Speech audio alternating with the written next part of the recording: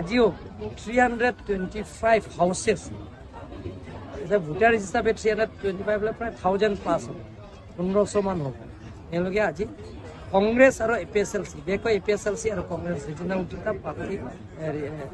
Party পৰা ত্যাগ কৰি আমি ভাৰতীয় জনতা পাৰ্টি যোগদান কৰিছোঁ।